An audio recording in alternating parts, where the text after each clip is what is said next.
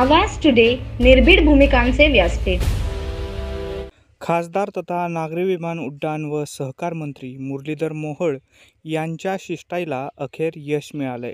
रिक्षा मीटरचा अवाजवी दंड अखेर माफ करण्यात आलाय। खासदार तथा नागरी विमान उड्डाण व सहकार मंत्री मुरलीधर मोहोळ यांच्या सूचनेनुसार जिल्हाधिकारी पुणे यांनी सर्व रिक्षा संघटनांची आज 14 फेब्रुवारी जिल्हाधिकारी कार्यालयात मीटिंग आयोजित केली होती।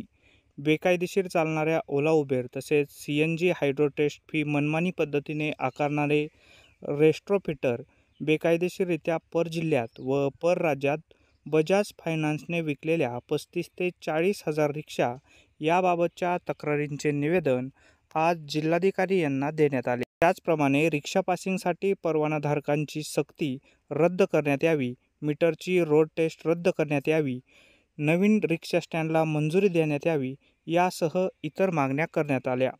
यावेळी समर्थ सेवा रिक्षा प्रतिष्ठानचे अध्यक्ष आनंद तांबे व इतर संघटनांच्या प्रतिनिधींसोबत ही चर्चा करण्यात आली।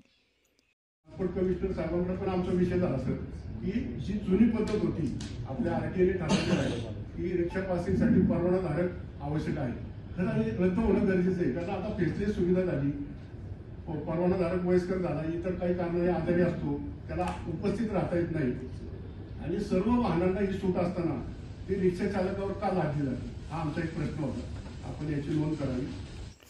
यावेळी जिल्हाधिकारी पुणे आणि RTO प्रशासनाकडून एकमताने रिक्षा मीटर पासिंगचा दंड रद्द करण्यात यावा ही मागणी तातडीने मंजूर करण्यात आली।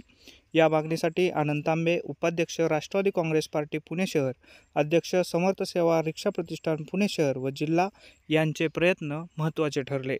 या चर्चेसाठी पुणे शहरातील प्रमुख रिक्षा संघटनांचे पदाधिकारी उपस्थित होते।